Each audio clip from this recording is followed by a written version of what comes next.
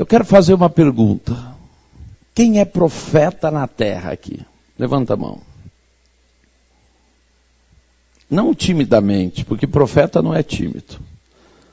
Profeta é aquele que fala o que ninguém quer falar. E fala onde ninguém falaria. E profeta, ele não anda junto com o povo. Profeta, o lugar dele é meio separado e, se possível, no monte, porque o povo não entende o profeta. Ele é meio louco, ele é meio fora do tempo, ele é meio desconectado. Mas para ser profeta tem que ser assim. Quem é profeta na terra? Eu quero te falar que o problema e a solução não é ser profeta. Nós estamos na geração mais profética da face da terra, pelo menos depois de Jesus. É a geração que está anunciando, como João Batista anunciava a vinda de Jesus, é a geração que está anunciando a volta de Jesus.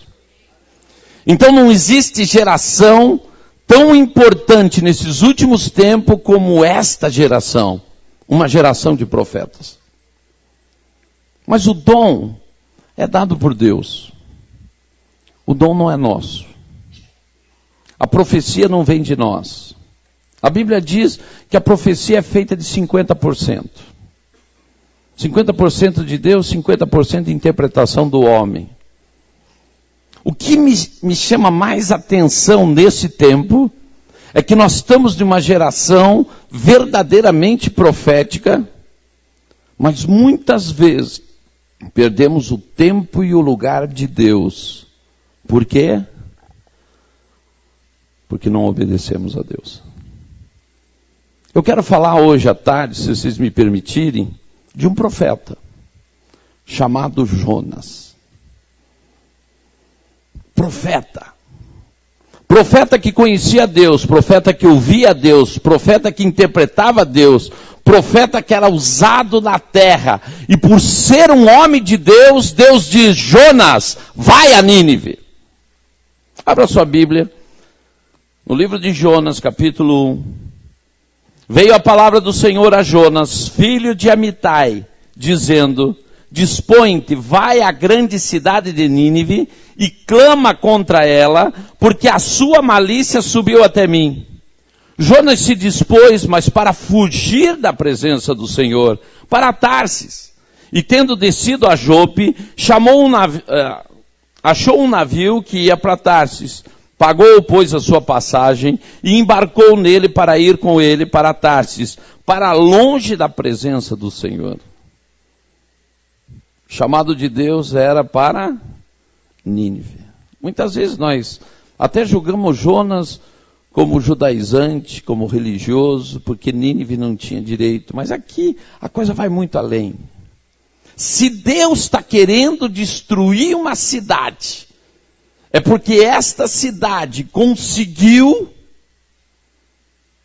superabundar no pecado. Nínive não era qualquer cidade. E eu quero te falar que, como muitas cidades de Nínive, o Brasil está. E como Jonas, profeta, o Brasil está cheio. Nunca tivemos tantos profetas no Brasil. Nunca tivemos um chamado tão grande do Brasil para as nações.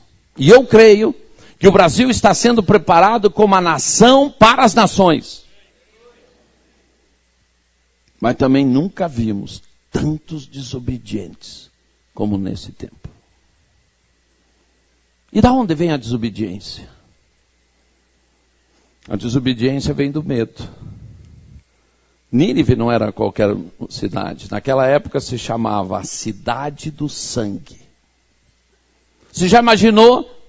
Você está em Curitiba, está numa capital, está numa cidade melhorzinha. Dali a pouco Deus diz assim: amanhã eu quero te ver lá na favela da Rocinha. A Rocinha está boa. A favela do Complexo do Alemão.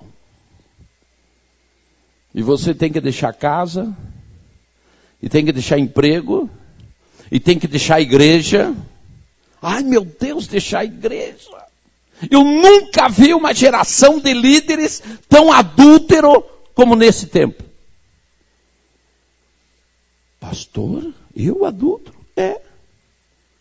Está adulterando com a noiva, do noivo. A igreja passou a ser mais importante que o próprio noivo. Muitos de vocês que estão olhando para mim agora, sabe o que vocês são? Adúlteros. Gastam 8 horas cuidando da igreja. 8 horas cuidando de atos administrativos. 8 horas, 10 horas cuidando de construção. 20 horas correndo atrás de nada. Verdadeiramente como um cachorro, como corre atrás do para-choque de carro. Corre, corre, late. Quando o carro para, não sabe o que fazer com o para-choque.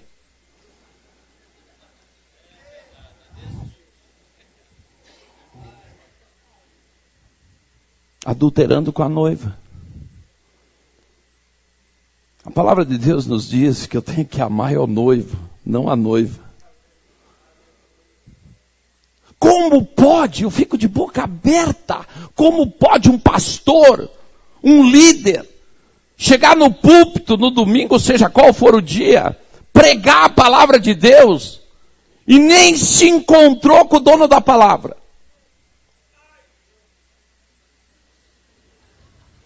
Como falei para vocês, é uma palavrinha singela. Sim, é singela para quem faz isso. É doída para quem não faz. Porque para quem faz é uma confirmação que você está no caminho certo. Mas se você não faz, você não precisa me receber como profeta. Eu não sou profeta nessa tarde. Você não precisa nem conhecer meu nome. Nunca mais lembrar de mim. Mas saiba que nessa tarde, uma mula se apresentou na tua frente para falar: mude teu estilo de vida.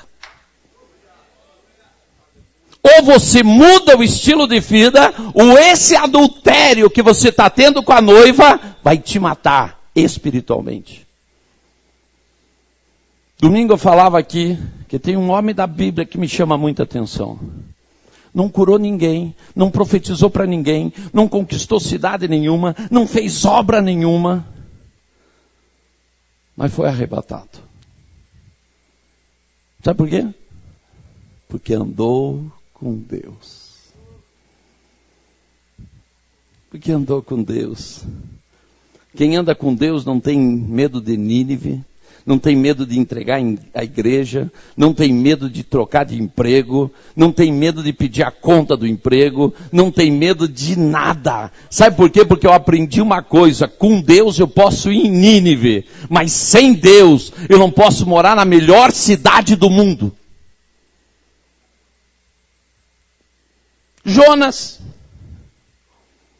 ouviu o chamado de Deus. E muitos dos que estão me ouvindo aqui já ouviram Deus falar muitas vezes. E Deus insistentemente te diz para fazer algumas coisas, mas você está olhando para a situação e para a circunstância. E por ver situações e circunstância, você não consegue ver o poder de Deus na tua vida. E Jonas disse: Nínive, se eu chegar lá eu vou morrer. Sabe para onde eu vou? Para Tarsis. Eu sempre digo, gente, o melhor lugar para ser pastor é em Palmas. 40 e pouco por cento da população evangélica. O evangelho flui assim. O povo se converte todo o tempo. Há 9, 10 anos atrás éramos 50 igrejas, hoje já somos perto de 600. É tão bom pregar o evangelho numa cidade dessa. Até ser crente na minha cidade ficou chato. Porque 40 e poucos por cento é crente, mas o dobro disso é desviado, para os outros faltou pouco. A gente tem às vezes o desprazer de estar no supermercado e até receber profecia na fila do supermercado. Aquela chatura de entrar no supermercado, fazer compra, ouvindo Diante do Trono, David Keeler, isso está ficando maçante. É como se fosse hoje. Você foi chamado para o Afeganistão. mas você quer ir para Palmas. Aí Jonas foi chamado para Nínive, mas optou em Tarsis. Tarsis era o paraíso naquela época. Todo mundo queria servir a Deus em Tarsis. E Jonas disse, eu vou para Tarsis. Gente, só que tem uma coisa. Aqui começa a história de um profeta que tem um chamado ministerial, que tem um dom espiritual, mas que resolveu fugir de Deus, porque era um desobediente. O que acontece com o desobediente? Está aqui nesse versículo no 3. Achou um navio, pagou a sua passagem e embarcou nesse navio. A primeira coisa que acontece com o desobediente, ele começa a pagar a passagem. Pergunta para o teu irmão, quem pagou a tua passagem para você vir para cá? Não, isso é o termômetro para você ver se você anda na desobediência ou está no plumo de Deus. Quem paga a tua passagem? Quando eu falei da viagem de Israel, muitos aqui disseram, não vou poder ir porque eu não tenho dinheiro. Porque você está pagando a passagem. Porque se você estivesse no centro da vontade de Deus, Deus te leva. Nunca mais uma coisa será problema na tua vida, dinheiro. Aí eu não tenho, eu não posso. Sabe por que acontece isso? Porque não está no centro da vontade de Deus. Porque se estivesse no centro da vontade de Deus, nunca te faltaria nada, mas sempre te sobraria. Eu não sirvo um Deus que falta, mas um Deus que sobra. Pergunta para o teu irmão, quem está pagando tua passagem? Esse é o primeiro sintoma. O desobediente vive pondo a mão no bolso. Vive pagando. Vive pagando. Vive pagando. Quando você está no centro da vontade de Deus, Deus te leva de graça. Escalou um peixe, levou Jonas para Nínive de graça.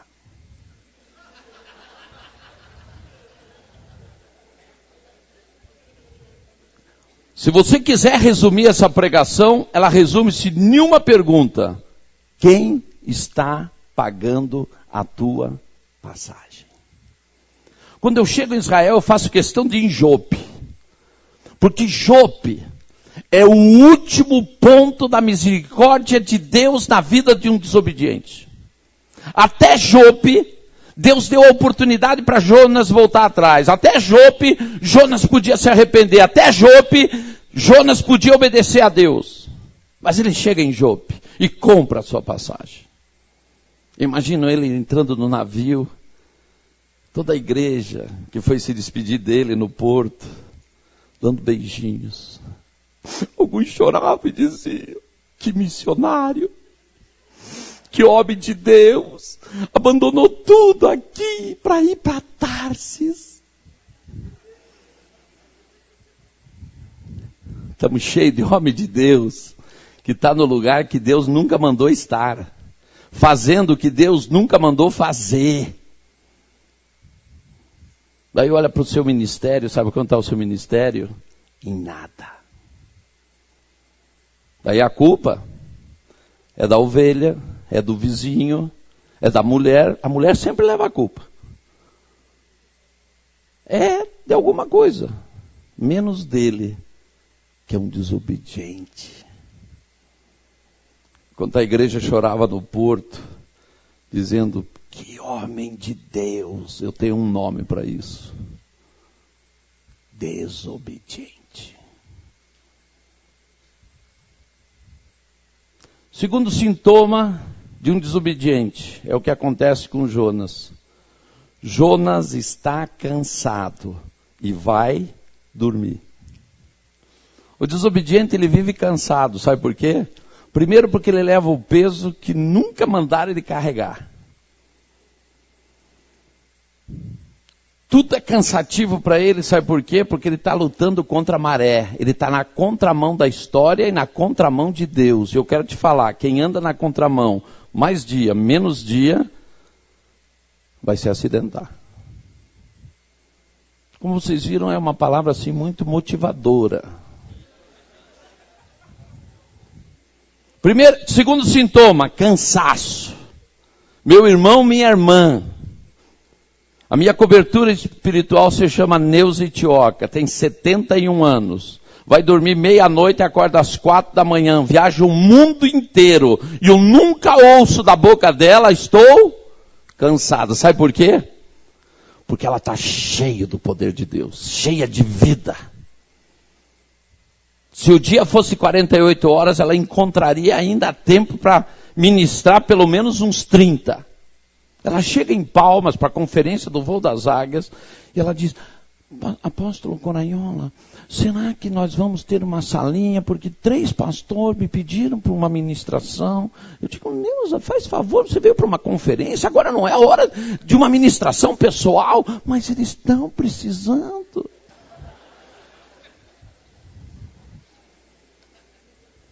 Daí sou obrigada a achar os intercessores, tudo no meio de uma conferência, porque tem uns pastorzinhos que estão precisando.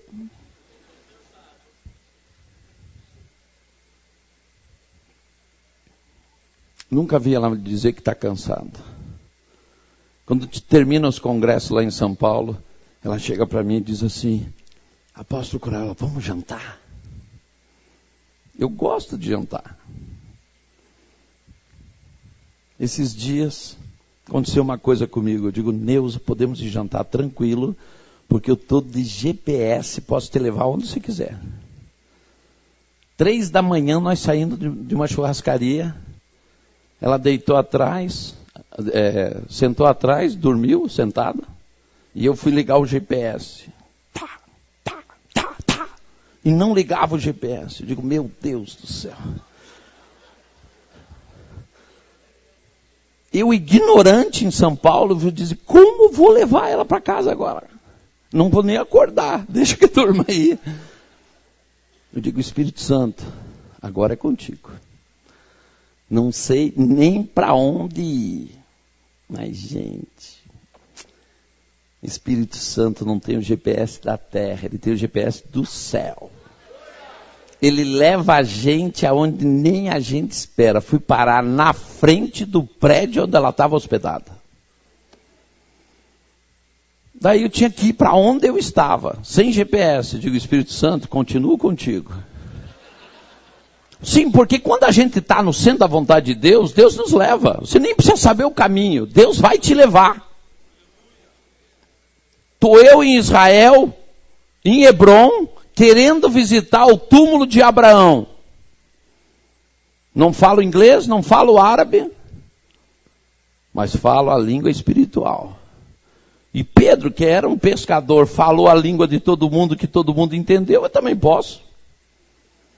Chegamos numa delegacia e perguntamos: aonde que é o túmulo de Abraão? E o árabe... Eu saquei do meu inglês e disse: ok.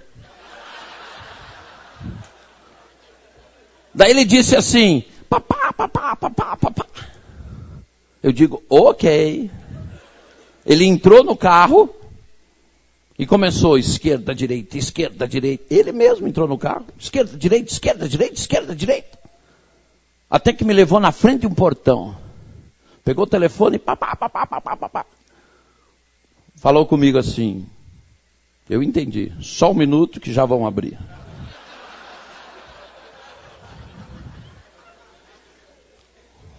Gente, o que está aqui é verdade, senão nós temos que jogar fora. Daí vem um velhinho, abre o portão, manda entrar. E quando eu entro, estou pensando que estou entrando no muro de Abraão. O velhinho diz, em árabe: aqui, Sara, bebê, Isaac. Nunca pensei ir no lugar onde Isaac nasceu, mas Deus me levou. E quando estou naquele lugar, Deus me diz, te trouxe aqui, porque te entreguei as nações na tua mão. Você veio no nascedouro das nações, porque te usarei nas nações. Contou com o teu irmão e disse, se prepara. Depois dessa tarde, Deus vai te levar em lugares que você nunca imaginou. Esta semana cheguei das Antilhas Holandesas. Sabe o que Deus me mandou fazer nas Antilhas Holandesas? Um ato profético. Difícil ir para Aruba. Difícil ir para Curaçao. Só que Deus disse assim, agora é da prateleira de cima, né? Porque tudo que eu te mandei fazer em cima do monte e nos buracos que eu te mandei, você nunca se negou. Agora eu te levarei nos melhores lugares da terra. Você tem uma escolha nessa tarde. Ou você paga a tua passagem, ou Deus paga. E Deus vai te levar aonde você nunca imaginou. Profetize com o teu irmão. Meu irmão, se prepare. Neste dia é um divisor de águas na tua vida. Algo novo, poderoso e sobrenatural. Deus começa nesta tarde na tua vida. Eu estou orando com você e eu estou vendo presentes caindo do céu de uma maneira sobrenatural. Terceiro sintoma de Jonas, para não esquecer dos desobedientes. Terceiro sintoma de Jonas foi dormir. Uma das coisas que pega o desobediente, sabe o que é? Depressão. Terceiro sintoma, eu nunca vi tanto crente com depressão. Não, o pior é ver os crentes abraçados com as dançarinas do diabo. Vocês já ouviram falar a tal de diabetes? Vocês nunca ouviram falar? Não, eu fico impressionado. Como que pode no púlpito dizer, porque Deus tem poder, porque Deus vai fazer isso, porque Deus vai fazer aquilo, e a dançarina do diabo aqui, e vai com ele para casa. Tinha um pastor lá em Palmas, abraçado com essa tal de dançarina do diabo. Digo, nós vamos acabar com isso agora. 3 dias de jejum na chácara. Porque crente quase não faz jejum.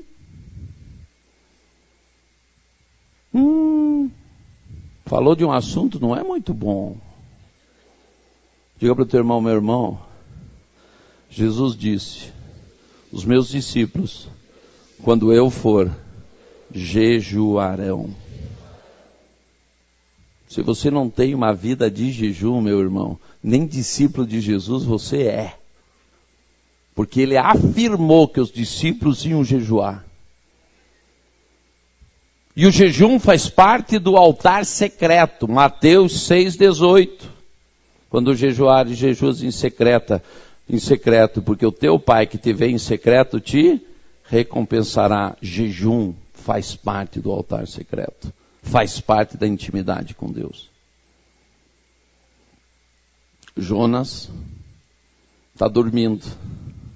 4º sintoma de desobediente. O problema só não acontece com ele, mas vai acontecer com todos que estão em volta dele. Gente, passei uma dessa. Chegou uma moça da Bahia, em Palmas, e eu fiquei assim, penalizado pela situação dela. E tentei resolver. Digo, vou ajudar. Eu aprendi uma lição, nem para ajudar os outros eu ajudo sem perguntar para o Senhor. Até para ajudar os outros a gente pergunta, Senhor, ponho a mão ou não ponho? Fui ajudar. A partir daquele dia eu entrei em uma situação, trancou-se todas as portas, eu dizia, meu Deus, o que eu fiz? E Deus falou, te pus no trato para tratar de quem eu estava tratando. Jonas. Porque Jonas teve a oportunidade de se arrepender até Jope. A partir de Jope começa o tratamento de Deus.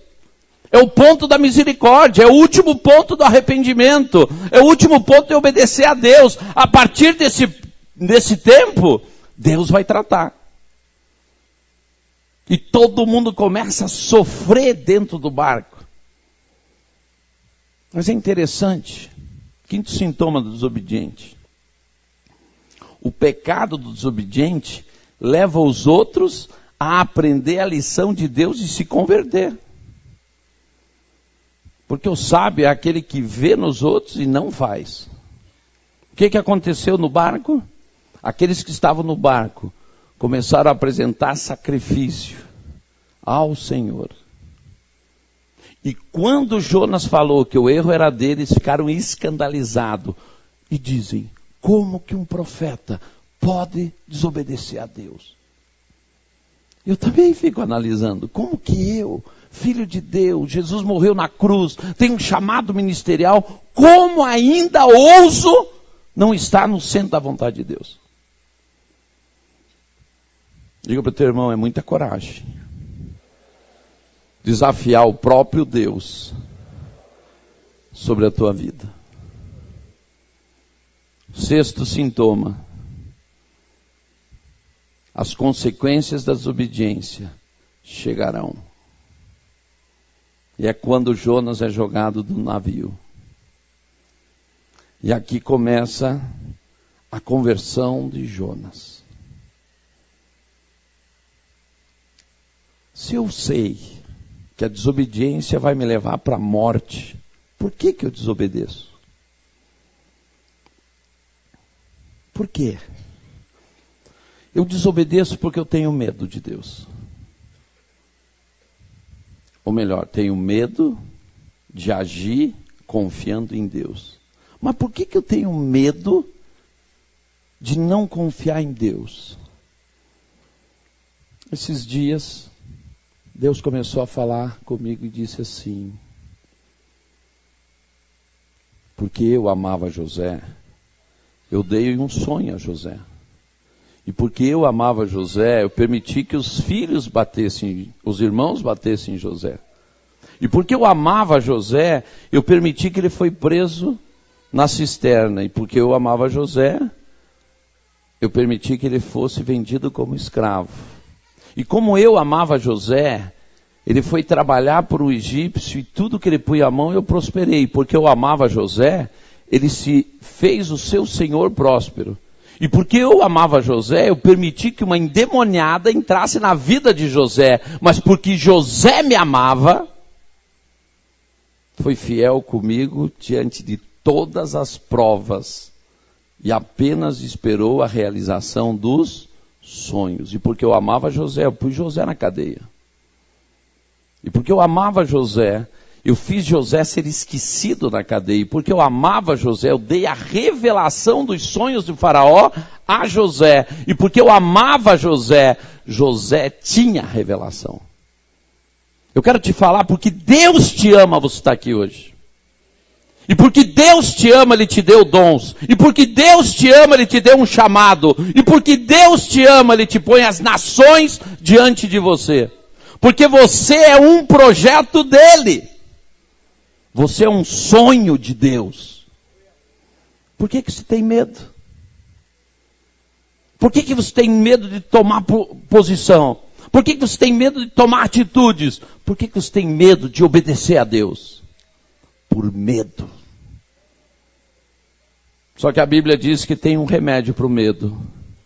Quem estava aqui domingo sabe. Qual que é? Qual que é? O amor. E Deus diz, sabe por quê? Que o meu povo não anda no sobrenatural? Porque tem medo. E tem medo porque não me ama. Porque se me amasse, o amor lança fora todo medo. Eu estou cansado de ver líderes andando nas possibilidades. Eu estou cansado de ver líderes andando pelo que vê.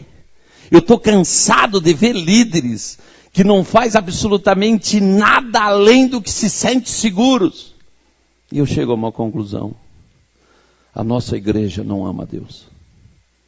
Porque se amasse, nós teríamos ousados, corajosos.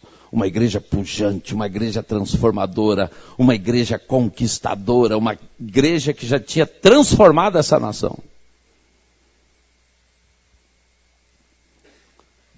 Deus um dia, acho que me fez um dos pedidos mais difíceis. Ele disse assim: você me ama? Eu digo, claro. Veja só, Senhor. Me entreguei como um servo da orelha furada. Entreguei minha profissão, entreguei meus sonhos, entreguei tudo na tua mão. Claro que eu te amo. Ele disse, então você seria capaz de entregar a tua igreja para mim? Eu já levei um choque, porque ele não disse a minha igreja, ele disse a tua igreja. E eu descobri que quem estava adulterando com a noiva era eu. Você é capaz de entregar a tua igreja? Foi um dos processos doloridos que eu passei. Eu não só entreguei a igreja, como entreguei o prédio da igreja. E fui para baixo de uma mangueira e fiquei 2 anos e meio debaixo de uma mangueira.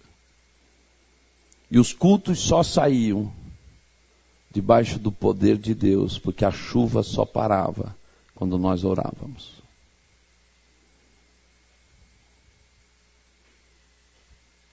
Nesse período, Deus me deu um terreno de 3.650 metros na área mais nobre de Palmas. Hoje vale mais de 2 milhões de reais esse terreno. Primeiro ele me testou na obediência. Primeiro ele me testou para ver até onde ia o meu amor. Para depois ele realizar os meus sonhos. Mas nesse período que eu estava debaixo da mangueira, tinha um pregador que ia estar no Tocantins, que eu queria muito ouvi-lo, muito usado, com muito poder e com muito milagre. E eu estava voltando do Pará, ia passar na cidade que ele estava, e eu digo, eu vou parar, porque eu quero ouvir esse cara. Cheguei, sentei lá no fundo da igreja, e ele estava contando uma história. Ele disse que foi convidado para pregar em uma conferência, e quando chegou para assumir a palavra, Deus falou com ele, a unção não está com você. Ele disse, como não? Eu sou preletor oficial da conferência, pagaram passagem, pagaram hotel, estou aqui para pregar, mas a unção não está com você, você que sabe, quer pregar, pregue. É isso que está faltando para alguns líderes, saber se está debaixo da unção ou se vai pregar na carne. Saber se Deus direcionou ou ele vai cumprir tabela.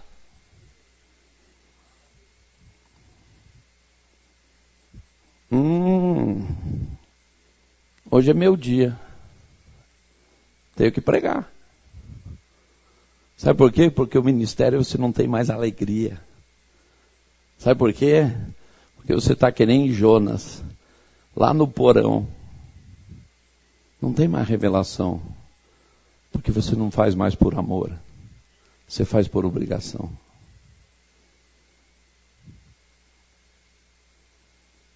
Ele chegou para o presidente da conferência e disse, infelizmente eu não vou pregar. O cara disse, mas como não vai? Você é o preletor oficial da conferência.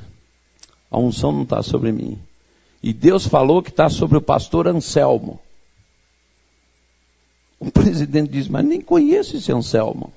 Mas é fácil, espera aí. Pegou o microfone, o pastor Anselmo está aí.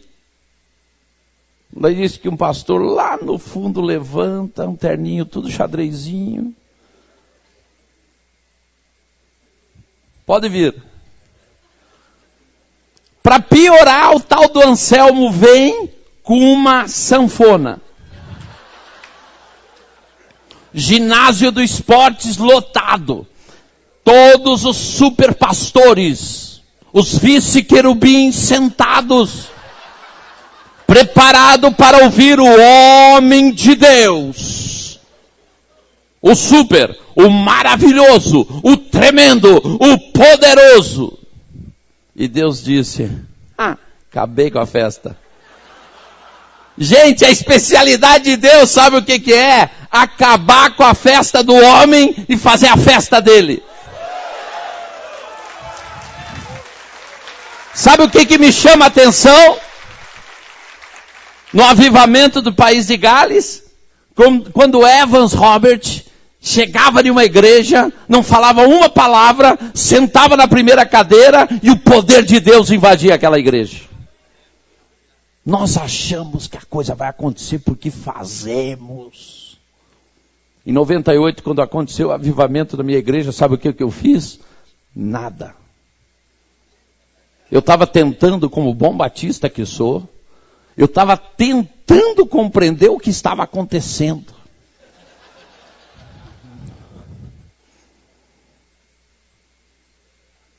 Como que eu vou entender em cima do monte? Em vez de uma pessoa cair na unção, ela me flutua 3 metros da minha frente. E fica metade do corpo no abismo e metade dentro do monte. Aonde? Que seminário que vai me ensinar isso? Por isso que eu decidi não ir para o cemitério. Desculpa, para o seminário. Eu digo, isso não vai se explicar no cemitério, no seminário. Isso é só em cima do monte, porque acontece isso em cima do monte. Me lembro até hoje, um culto de domingo. Domingo, gente, dia sagrado. Santíssimo, imaculado. Dia de visita na igreja. É tão santíssimo esse dia que os pastores nunca fecham a igreja para se unir com outra igreja para fazer culto. Fazem mais de 7 anos que eu estou tentando fazer isso em Palmas. E os pastores não abrem mão do domingo. Sabe por quê? Porque são idólatras. Não são capazes de abrir mão do seu dízimo, da sua oferta, das suas visitas, para pensar no reino de Deus.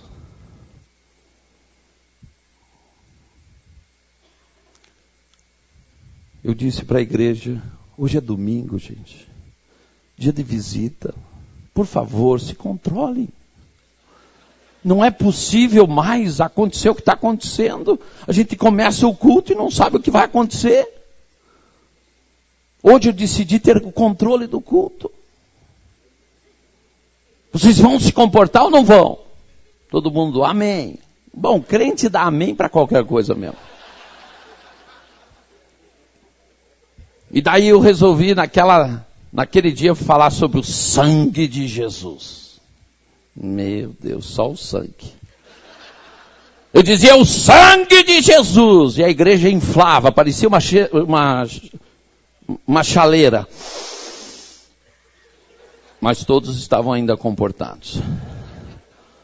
E o sangue de Jesus. Dali a pouco um jovem veio correndo no meio da igreja, deu uma piroleta no ar, caiu no altar, foi o... Meu Deus do céu. Mais de 60 pessoas de uma vez só começaram a gritar, correr, pular, rodar. Eu digo, meu Deus, e eu na Bíblia, Senhor, me mostra. Me mostra onde está isso. Ai, se fosse hoje. Eu pulava, dançava, rodava junto. Mas nisso chegou um casal de visita. E a diaconisa está explicando para eles o que está acontecendo. Quer dizer, explicar o inexplicável. E quando ela está explicando com todo jeito e carinho, vem um louco daqueles. Toca sem querer, correndo. Passou correndo, tocou nela. E ela falando foi bum. E a visita ficou até hoje assim. Mas gozado. Sabe quem se escandaliza com isso? Os crentes. A visita até hoje está na igreja. É meu discípulo, é líder dos casais. Não foi embora. Sabe por quê? Porque quando tem o poder de Deus, o povo não vai embora. Chegou um casal da porta, amigos meus, e disseram: Coraiola, a situação estava brava para entrar. Coraiola. E eu fui lá na porta e ele disse: a igreja está endemoniada? Você já passou por isso?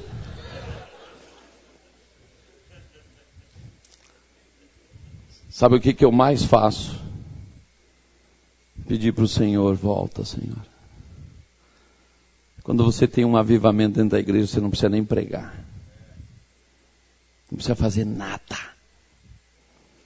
Estou no Rio de Janeiro há 3 anos atrás, e a Cindy Jacob profetiza comigo e me dá uma esperança. A segunda onda está voltando. Gente, eu só estou esperando a segunda onda. Quem sabe chega hoje. Mas eu estou lá ouvindo o relato daquele pastor. E disse que o pastor chegou e ele perguntou: você é o Anselmo? Sou. Deus me falou que você é pastor da maior igreja do mundo. Anselmo ficou olhando para ele. Não é verdade que a tua igreja é embaixo de um cajueiro? Ele disse: é verdade. Quase perguntou: quem te contou? É verdade que lá tem 36 pessoas, as 36 pessoas foram curadas milagrosamente de câncer, de AIDS, disso e daquilo. Ele disse: é verdade. Então você é o que está com a unção mesmo. Porque Deus me falou isso. Gozado, gente, que quando eu ouvia aquela palavra, Deus ministrava comigo e dizia: a maior igreja não é a que tem mais gente. A maior igreja não é aquela que tem o prédio maior. A maior igreja é aquela que eu faço parte da igreja e o meu poder se manifesta naquele lugar. Eu digo: bom, já estou no começo, Senhor, já estou debaixo de uma mangueira. Caju e mangueira, ficamos empatados. Agora eu preciso do resto. Diz que o Anselmo começou a pregar. E aconteceu um fato no altar. Os pastores das grandes igrejas começaram a sair. Começaram a ir embora. Porque aqui para nós, gente, depois que a gente é vice-querubim, o que a gente vai ouvir de outro? Eu me policio de uma coisa. Toda quarta-feira que eu estou em Palmas, eu sento na primeira cadeira para ouvir um discípulo meu pregar. Para nunca me esquecer de uma coisa: eu não deixei de ser pó. O grande problema é que nós achamos que já somos vice-querubins, porque temos 100, 200 pessoas dentro da igreja, porque eu sou conhecido pelo prefeito, porque o governador me dá oi. O mais importante não é nada disso. O mais importante é você conhecer Deus face a face. O Rei dos Reis, o Senhor dos Senhores. Diz que Anselmo abriu a Bíblia, leu, e deu, e Jesus chorou. Fechou a Bíblia e começou a recitar só versículos da Bíblia que falam de choro. 45 minutos falando um versículo em cima do outro. Diz que a unção naquele ginásio era tão poderosa que o povo queria urrar. Se você sentir vontade de urrar hoje, não perca tempo. Urra. Porque eu sei que você não vai fazer isso na carne e no sangue, só o Espírito para te fazer uma coisa desta. Depois do almoço, o pregador ia pregar outra vez.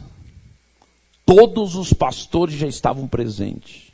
Sabe por quê? Porque ouviram a notícia do culto da manhã. Gente, quando a gente quer alguma coisa, sabe o que nós mais desejamos? É o que Deus pode nos dar. Gozado que nós não desejamos o que nós podemos dar para Deus. Nós só queremos receber.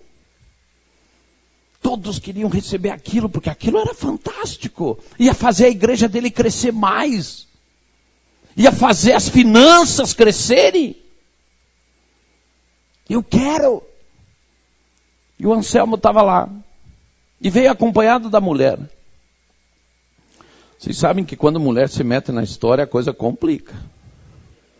E ele veio com a mulher e o pregador disse para ele assim: é verdade que vocês não têm filhos? Para a mulher. Ela disse: é verdade. É verdade que vocês não têm filhos, porque todos os dias, de manhã e de tarde, vocês comem palma cozida. Não sei se você sabe, palma dá na Bahia. É um cacto que usa-se para dar de comida para os animais. Ela disse: é verdade. E vocês não têm filhos porque vocês não têm como alimentá-los? É verdade. Deu a palavra para o Anselmo e foram mais 2 horas do poder de Deus se manifestando. Quando terminou aquela pregação, ele contava nesta palavra, que ele chegou para o Anselmo e disse: eu nunca vi coisa igual. Eu quero te fazer uma proposta. Vou te levar para Goiânia, vou te alugar uma casa excelente, você vai ter 10 salários mínimos fixos, e todas as conferências que eu não posso ir, vai você e a oferta é tua. Diz que o Anselmo olhou para ele, riu para ele, e disse: pena que o Espírito Santo não me falou nada.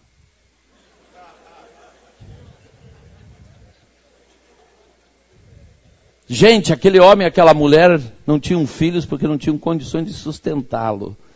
Mas mesmo debaixo de um cajueiro, mesmo comendo palmas, não arredaram o pé até ouvir a Deus. Hoje a igreja está atrás de proposta. Sabe por quê? Porque os Isaús estão cansados do campo e querem se acomodar.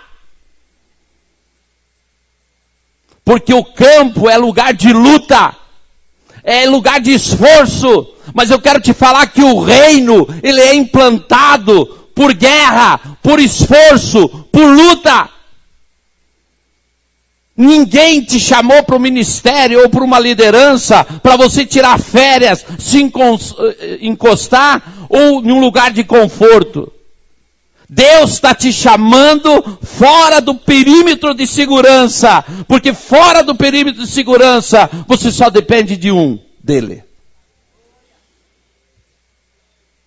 E por Isaú estar cansado do campo, ele vai para dentro de casa. É isso que está acontecendo em muitas igrejas. Pastores, que a função dele é ficar em casa, pastor é para cuidar da igreja, querem comprar com salários o dom, a unção dos profetas, dos evangelistas, dos apóstolos, porque aquilo que ele não tem como conseguir de outra maneira, então ele paga para ter na sua igreja. E tem muitos Isaús dentro da igreja que venderam o seu ministério por um prato de lentilha, por 5 salários mínimos. Por uma casa.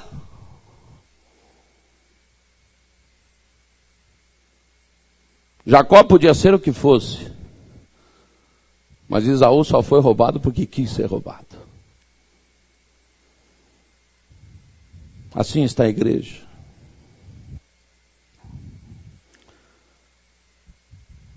Gente, eu aprendi uma coisa com Deus e foi em cima do monte. Obedecer a Deus. Me lembro até hoje. Nós estávamos passando uma situação difícil. Com muito esforço eu consegui comprar uma Fiorino para a gente andar. E a tia da minha esposa, que era freira e se converteu dentro do convento, resolveu fazer uma visitinha para a gente de 4 meses. E ela resolvia todos os dias ir para o consultório com a minha esposa. Minha esposa toda vestida de branco, dentista. Ela já idosa, mais de 60 anos. A Fiorino só tinha 2 lugares. Onde ia Joe? Só tinha um lugar para mim. Aonde? Na caçamba. Verdadeiro papamóvel. Toda branca. E eu todo de terno, gravata. Assim.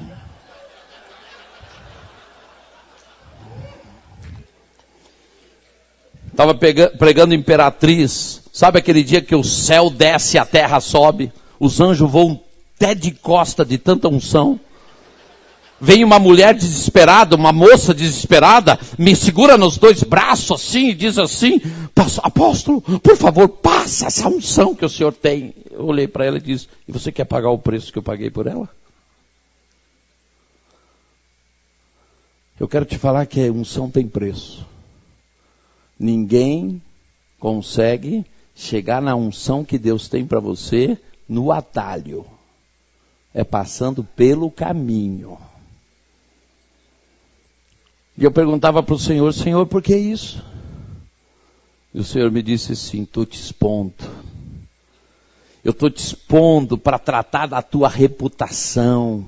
Porque quando você não tiver mais nome, quando você não tiver mais reputação, daí você vai ter a autoridade para usar o nome de Jesus. O problema é que nós temos um nome muito grande. Como que queremos o poder do nome de Jesus? Por isso que você não tem visto muitas coisas. Por isso que o poder de Deus às vezes não acontece na tua vida. Sabe por quê? Está preocupado com a reputação e com o teu próprio nome.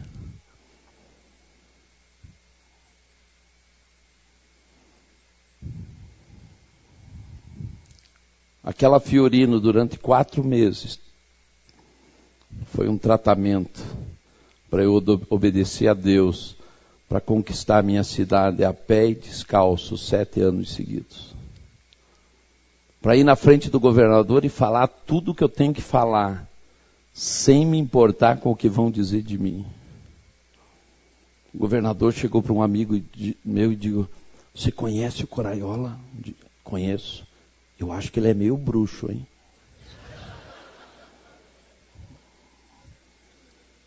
Não sou bruxo, não. Sou filho do Deus Altíssimo. E porque eu creio no sobrenatural de Deus e tudo que Deus pode fazer, é que Deus tem me mantido de pé.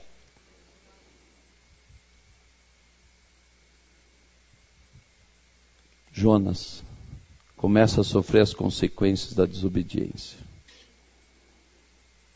7º sintoma da desobediência. Jonas capítulo 2. Verso 4. Então eu disse: lançado estou diante dos teus olhos. Tornarei porventura a ver o teu santo templo? As águas me cercaram até a alma. O abismo me rodeou e as algas se enrolaram na minha cabeça. Olha só o que Jonas fala. Que as algas se rodearam na sua cabeça. O 7º sintoma de desobediente é que a sua mente vive cheia de pensamentos que levam ele para a amargura e para o sofrimento. Coisas insignificantes roubam a noite de sono do desobediente. Coisas insignificantes conseguem tirar a paz dele. Sabe por quê? Porque a paz tem nome, se chama Jesus Cristo de Nazaré. E só tem em paz quem está no centro da vontade de Deus. 8º sintoma do desobediente: a morte. As águas me cercaram até a alma, o abismo me rodeou. Verso 6. Desci até os fundamentos dos montes, desci até a terra, cujos ferrolhos se correram sobre mim para sempre. Contudo, fizeste subir da sepultura a minha vida. Ó Senhor, meu Deus. Aqui Jonas admite que chegou à morte, à sepultura. Meus amados, eu nunca vi tantos pastores mortos espiritualmente como ultimamente. Ele gostaria que o dia não começasse, para que ele não pudesse levantar da cama. Porque o ministério se tornou tão terrível, que é como se fosse a própria morte. Por que isso? Porque está fazendo o que Jesus nunca mandou fazer. Porque a pessoa que está no centro da vontade de Deus é alegre, é motivada, tem força, pode cutucar, pode fazer. Ele já criou couro de jacaré, ele está pronto para mais uma. Nada tira ele da direção, nada lhe entristece. O coração dele está ligado em Jesus. A alma dele, o espírito dele está ligado em Deus. Mas o que está fora da vontade de Deus, qualquer coisa o abate e leva à morte. E agora Jonas chega à pior circunstância da vida dele. Um profeta, homem de Deus, escolhido por Deus para salvar uma cidade. Sabe por que eu estou falando essa palavra para você hoje? Porque Deus quer te usar para salvar a tua cidade. Você que veio de fora, você não veio para Curitiba assistir um congresso e mais um da tua carreira. Você veio aqui porque Deus quer derramar hoje uma unção para você transformar a tua cidade. E só acontecerá isso quando você chegar a uma conclusão, a que Jonas chegou. Verso 7. Quando dentro de mim desfalecia a minha alma, eu me lembrei do Senhor, e subiu a ti a minha oração no teu santo templo. Os que se entregam à idolatria vã abandonam aquele que lhes é misericordioso. Daí você vai dizer, mas o que isso tem a ver comigo? Está falando de idólatra. É que Jonas chegou à conclusão que ele só não foi para Nínive. O fato dele querer ir para Tarsis, o fato de comprar as passagens, o fato de fugir de Deus, é porque na verdade ele estava servindo um outro Deus. E quando a gente serve outro Deus, isto tem nome, se chama o quê? Idolatria. O desobediente não é só desobediente, é idólatra. É idólatra porque substituiu Deus por outro Deus. A si mesmo se transformou em Deus. Você é capaz de ouvir a tua alma dizendo, não vai dar, não pode, não vai dar certo, do que ouvir o Deus Altíssimo, que disse, vai porque estou contigo. O problema da desobediência não é a desobediência só, é que eu só desobedeço, diz a Bíblia, porque eu tenho um outro Senhor na minha vida. Em Provérbios diz aqui assim, eu obedeço àquele que é o meu Senhor. Se eu não estou obedecendo a Deus, estou obedecendo a outro alguém. Quem é esse alguém? Este é o meu Deus. Por isso que Jonas chega a uma conclusão. Eu abandonei a Deus. E porque abandonei a Deus, estou em idolatria. Eu vim aqui para escancarar o teu pecado. O teu problema não é só desobedecer, é porque no teu coração você está obedecendo a você mesmo, ou obedecendo situações e circunstâncias, você está cedendo ao medo e à insegurança, e isso se tornou o teu Deus, e não confia mais no Deus Todo-Poderoso. Foi isso que aconteceu com os espias de Israel. Quando Josué e Caleb ainda criam em Deus, eles disseram o quê? A nós parece que somos como gafanhotos. A nós parece. Meus amados, os nossos deuses, ou melhor, Deus faz criaturas à sua imagem e semelhança. Se Deus fosse o teu Deus, você seria a imagem e semelhança dele. Mas como Deus não é o teu Deus, você é a imagem e semelhança de você mesmo. Andando na tua fraqueza, na fraqueza do homem. Deus me levou numa situação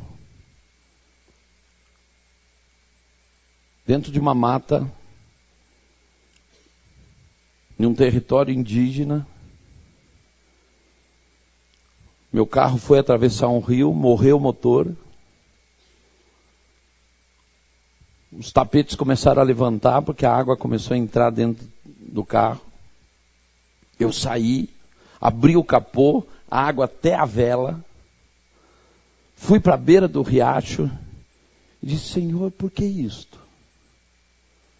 E Deus disse para mim: hoje eu vou te ensinar o que você nunca mais vai esquecer na tua vida. Eu saquei de um versículo da Bíblia e disse: de onde virá meu socorro? E ele disse: de lá, um carro azul. E eu fiquei olhando. Dali a pouco apareceu, quer dizer, eu comecei a ouvir um barulho. Apareceu, o que apareceu? Uma pampa azul. Quando chegou pertinho, fui para o motorista e disse: por acaso você tem uma corda? O cara, tirando o maior sarro de mim, a maior gozação de mim, olhou para mim e disse: que corda que nada, eu tenho é corrente. Quando ele amarrou aquele correntão no meu carro, que eu sentei no lugar do motorista, Deus falou comigo: nunca te trarei o teu socorro na fraqueza do homem, mas na minha fortaleza. Nunca Deus precisou falar a segunda vez. Hoje eu não olho para a situação e para a circunstância. Eu só sei que se Deus está na história, eu estou junto. E aonde Deus não está, eu estou bem longe.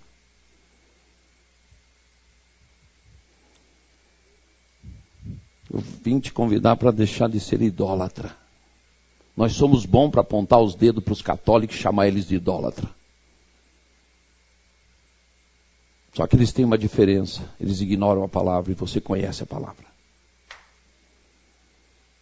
A nossa diferença é essa. Que você é idólatra sabendo que está desobedecendo a Deus. Porque confia em quem? Em você mesmo.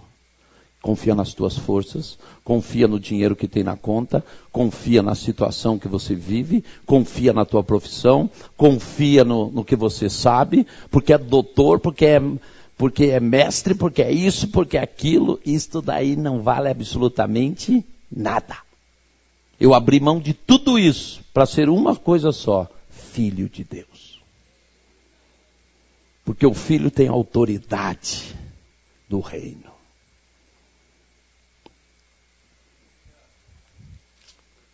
Olha que tremendo, depois que Jonas chega no alvo, porque quando eu saio do pecado, eu cheguei no alvo.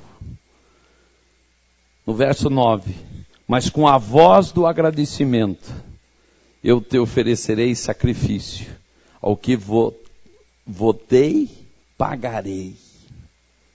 Jonas faz o quê? Um pacto com Deus. O que eu votei, eu te pagarei. Ao Senhor pertence a salvação. Verso 10. Falou, pois, o Senhor ao peixe, e este vomitou a Jonas na terra. Isto é a vergonha do homem. Esta é a pior vergonha que o homem tem. Um peixe é capaz de obedecer a Deus. E o homem, dotado de dons, dotado de inteligência, dotado de ministério, dotado de um monte de coisa, é capaz de se fazer Deus no lugar de Deus. O peixe, nem dialogou, nem argumentou. Diga para o teu irmão, meu irmão, sabe qual é a especialidade do desobediente? O argumento. O peixe simplesmente obedeceu a Deus e vomitou Jonas. O povo de Nínive viu Jonas sair do peixe. Como Nínive adorava o Deus peixe, tudo que Jonas falasse, para ele seria o quê? Lei. Era o próprio Deus que se fez carne. Gente, até na tua desobediência, Deus mudará a situação e a circunstância. Até na desobediência de Jonas, Deus transformou a desobediência em graça. E Jonas fez a pregação mais poética, mais singela, mais tremenda. Se vocês não se converterem, essa cidade vai desaparecer. E ele passava e o povo começava a se arrepender e chorar. Eu cheguei a uma conclusão: o povo gosta de apanhar. Um dia eu preguei lá na minha igreja que a minha esposa disse: só fico eu e você. A partir de hoje só eu e você. O povo chegava e dizia: apóstolo, que palavra! Digo, meu Deus, vou me especializar em chicote. Dá resultado. Estou eu em Angola. E na África, eu sou sincero em falar para vocês, não sei nem por onde começar. A África para mim é um desafio. Eu não sei se eu falo de Jesus, eu não sei o que fazer lá. Eu chego para o Senhor e digo: o que eu faço? Ele diz: nada. E a gente não faz nada, ele faz tudo daí. Né? Mas nenhum domingo eu estou na igreja, e eu digo: Senhor, o que eu vou pregar? Ele diz: você começa que eu termino. Eu digo: tá bom. Eu comecei aquela enroladinha, tal. Dali a pouco Deus falou assim para mim: vai para Apocalipse 22. Eu digo: não, Apocalipse 22 não, pelo amor de Deus, Senhor. 22. Quem não entrará no reino dos céus? Digo misericórdia, eu sou linchado aqui. Depois que eu preguei, porque muita gente acha que Apocalipse 22 é para o mundo, é para a igreja. Não entrarão no reino dos céus. Quem? Os cães. Quem são os cães? Os que cometeram o pecado de cão, diz respeito aos seus pais, espirituais ou naturais. Metade da igreja já ficou fora do céu aí. Sabe por quê? Porque nós estamos cheios de gente da igreja assim, porque Deus me deu uma visão. Porque eu estou orando pelo meu ministério. Porque o meu pastor não sabe nada. Senhor, a história de um rapaz. Senhor, fala comigo agora. Eu vou abrir minha Bíblia e meu dedo profético vai cair em uma palavra e você vai falar comigo. E ele abre a Bíblia e vai e cai em uma palavra. Chama-se Absalão. Ele disse: viu? Eu já deveria ter aberto o salão há mais tempo.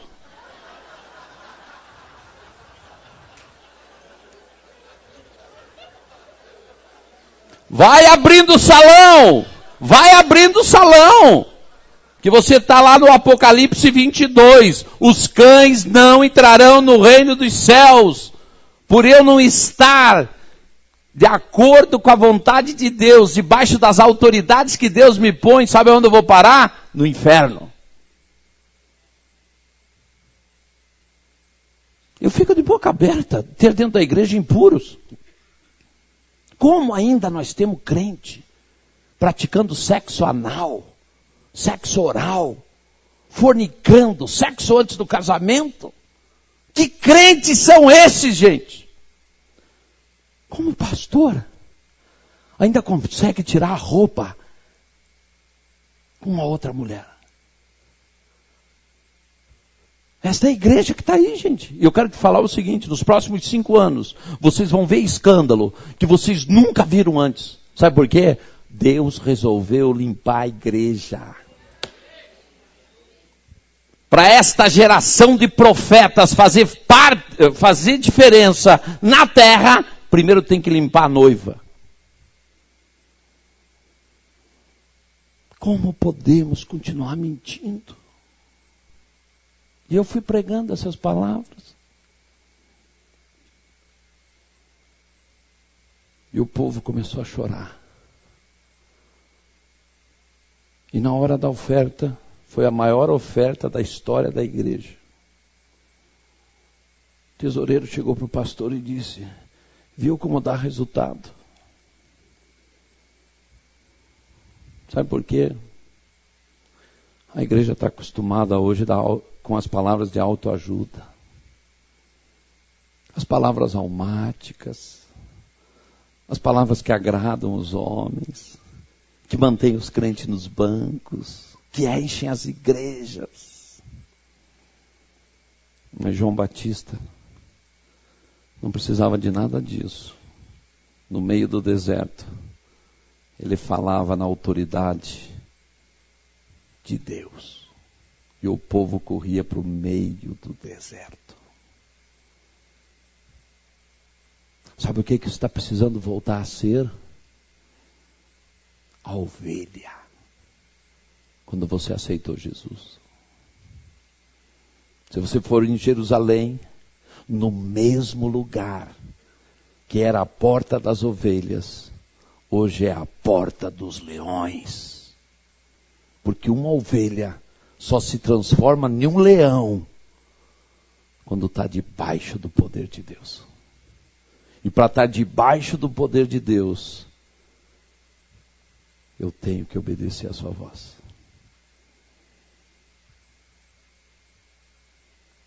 Eu quero te fazer um convite.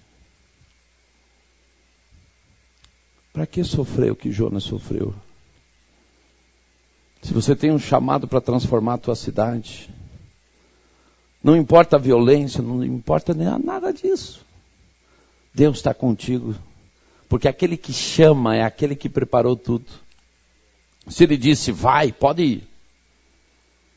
Porque ele garante.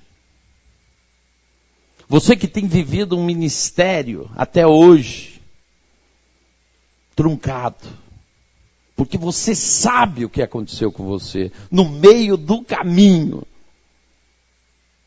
você deixou de ouvir a Deus para olhar para as situações e circunstâncias.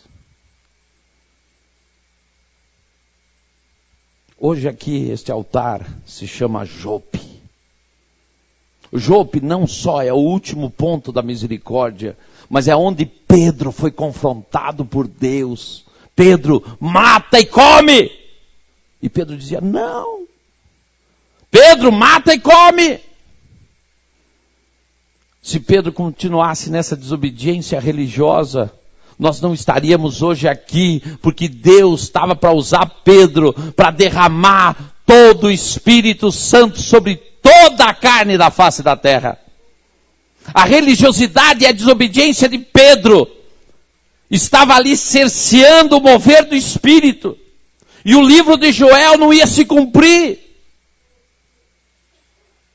Eu quero te falar que a desobediência, ela não só é contra você, mas ela mata descendências de sacerdotes. Ela mata descendências de salvos. Ela mata descendências de ungido. Ela acaba com profetas, pastores, com apóstolos. Você deveria estar na China e não foi para a China. Quantos, pela tua desobediência, deixaram de ouvir a palavra? Ontem, Deus mandou você parar naquele ponto de ônibus, falar com aquele homem e você não falou. 3 minutos depois ele se matou. Me lembro até hoje. Eu estou fazendo um programa de rádio, o Espírito Santo diz assim, suspenda a música, porque tem uma mulher se matando agora, fale com ela. E eu vou argumentar com Deus se ele está ou não está. Eu só argumento porque eu estou perdendo alguma coisa. Estou perdendo o quê? O meu nome. Estou perdendo o quê? A minha segurança. Porque vou me expor. Suspendi a música e entrei no ar. Você agora, que está tentando se matar, pare. Liga para esse telefone. Pá, pá, pá, pá. Quando eu cheguei na igreja, a missionária me falou, uma mulher ligou para cá, ela que estava tentando se matar. Uma ordenzinha de nada. Para quê? Eu quero te dizer que a desobediência, o não crer teu, está custando vidas. E a Bíblia tem uma promessa, que um dia os sangues serão requeridos de nós. Você que está com medo de perder emprego, você que está com medo de perder salário, Deus está falando com você hoje. Você tem uma escolha. Aqui é Jope. Aqui é o lugar que toda religiosidade dá lugar ao verdadeiro amor a Deus. E se você ama, você é capaz de entregar a tua própria vida por quem você ama. Se você está na direção errada, pare hoje. Se você não é capaz de pôr um ponto final na tua agenda, é porque Deus não é o teu Deus. Se você não pode suspender o trabalho da tua igreja por meio-dia para ficar com Deus, é porque Deus não é o teu Deus.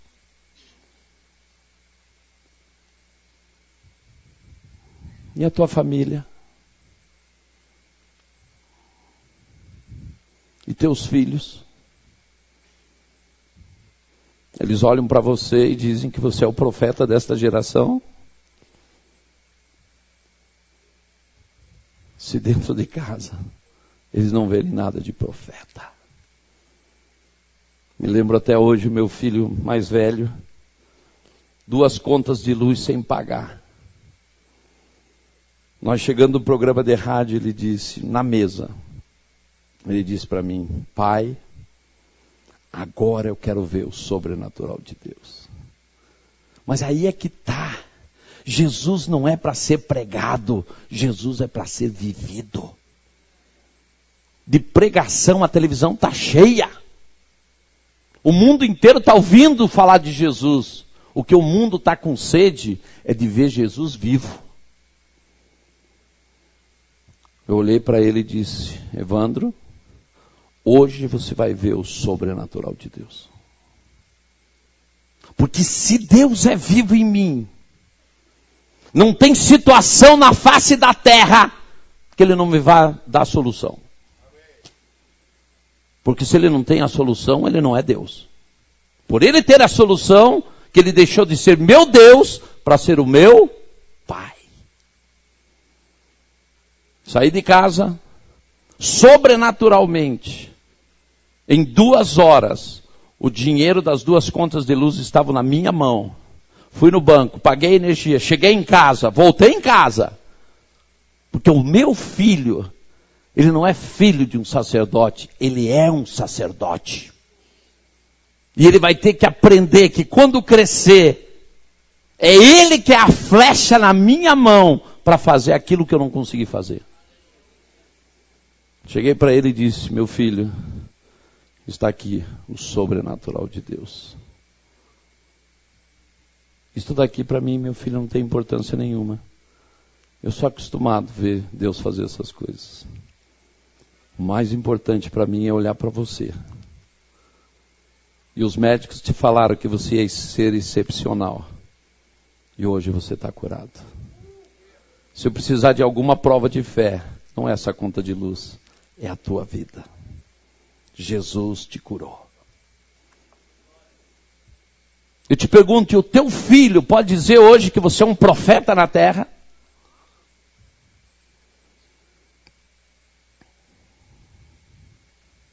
Aqui é Jope.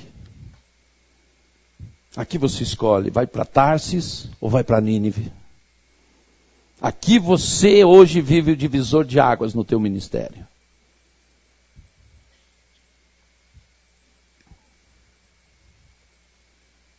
Quem quiser tomar uma atitude diante de Deus, saia do teu lugar e venha aqui à frente. O louvor, por favor.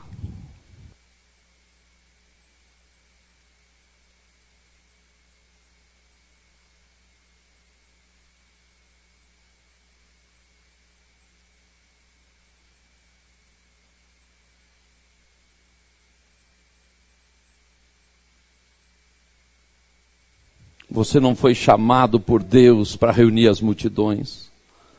Você não foi chamado por Deus para pregar. Você não foi chamado por Deus para ir para as nações. Isso é consequência. Você foi chamado por Deus por um motivo. Porque Ele queria um filho. Porque Ele queria ter intimidade contigo. Decida nesta tarde. Dá um tempo na tua agenda. Decida obedecer a Deus.